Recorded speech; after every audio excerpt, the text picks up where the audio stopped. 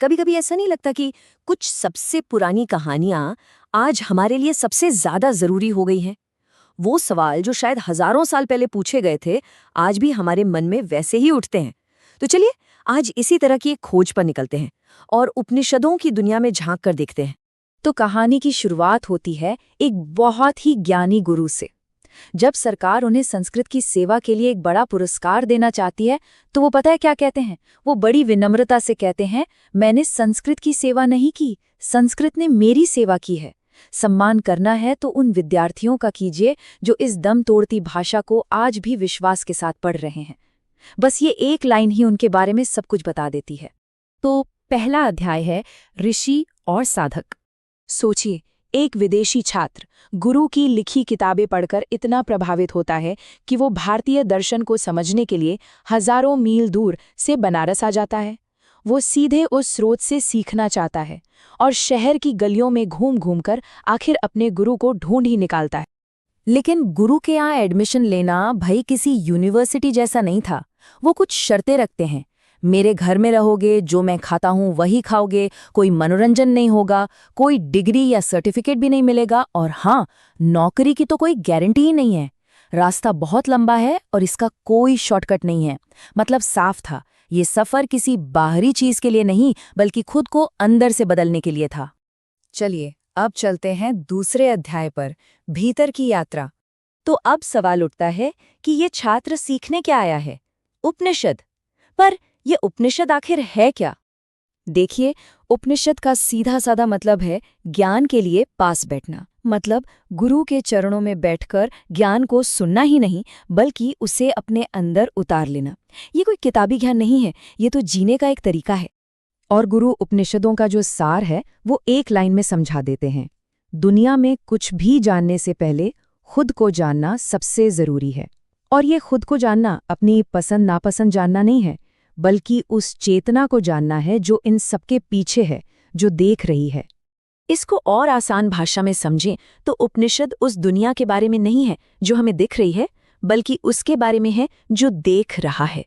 ये बाहर की नहीं, भीतर की यात्रा है, देखने वाले की खोज। अब आता है कहानी में एक ट्विस्ट। तीसरा अध्याय, दो दुनियाओं का टकराव। और ये टकराव कहीं बाहर नहीं, गुरु के अपने ही घर में है। उनका बेटा नरेंद्र एक मॉडर्न थिएटर डायरेक्टर है और उसे लगता है कि उसके पिता का ये सारा ज्ञान, ये भाषा आज की दुनिया में किसी काम का नहीं, एकदम आउटडेटेड है। एक तरफ नरेंद्र है जो संस्कृत को बैलगाड़ी की युग की भाषा कहता है, तो दूसरी तरफ उसके पिता हैं जो कहते हैं मुझे अपनी धरोहर पर गर्व है। ये सिर्फ दो लोगों की सोच का फर्क नहीं, ये दो पीढ़ियों, दो दुनियाओं का टकराव है। नरेंद्र की फ्रस्ट्रेशन एकदम साफ है। वो कहता है, क्या मतलब है इन पुराने उपनिषदों का? आज धरोहर के नाम पर लोग गंगा में डुबकी लगा रहे हैं और भीख मांग रहे हैं। उसकी नजरों में ये सब पिछड़ापन है और कुछ नहीं। इस पर पिता का जवाब देखिए, वो बहस नहीं करते, वो बस एक ऐसा सवाल पूछते हैं जो सीधा नरेंद्र के दिल पर लगता है। वो कहते हैं, उपनिषदों की प्रासंगिकता छोड़ो, जो तुम कर रहे हो उसकी क्या प्रासंगिकता है? क्या तुम्हें अपनी खुद की प्रासंगिकता मालूम है? और अचानक पूरा फोकस उपनिषदों से हटकर नरेंद्र के अपने वजूद पर आ गया। और यहीं से शुरू होता है चौथा अध्याय, मंच पर ज्ञानोदय। अब ये जवाब नरेंद्र को किताबों में नहीं, अपनी ही दुनिया में मिलता है, थिएटर में। रोमियो एंड जूलियट की रिहर्सल चल रही होती है और जब कोई उसे पारंपरिक भारतीय पोशाक इस्तेमाल करने को कहता है तो वो भड़क जाता है। कहता है, ये बैलगाड़ी हाँकने वालों के कपड़े हैं। और तभी उसका एक दोस्त एक ऐसी बात कह देता है जो सब कुछ बदल देती है। वो कहता है, रोमियो जूलियट की कहानी कालिदास की भाषा में क्यों नहीं कही जा सकती? कपड़े बदलने से आत्मा थोड़ी बदलती है नरेंद्र। और बस नरेंद्र के दिमाग में जैसे बिजली कौंध जाती है। क्या रूप बदलने से सार बदल जाता है?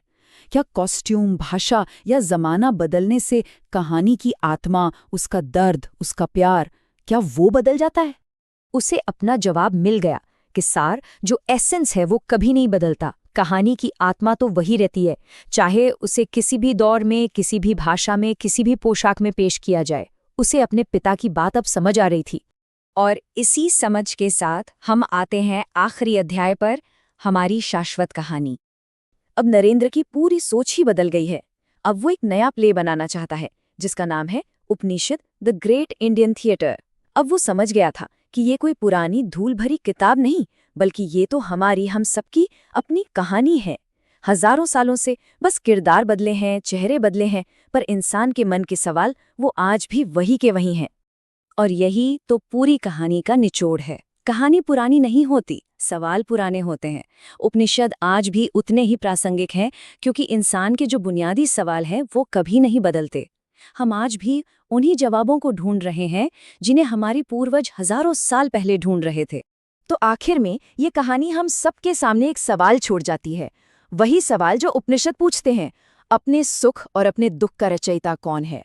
और शायद इसका जवाब हमें दुनिया में कहीं बाहर नहीं, बल्कि अपने ही अंदर खोजना होगा।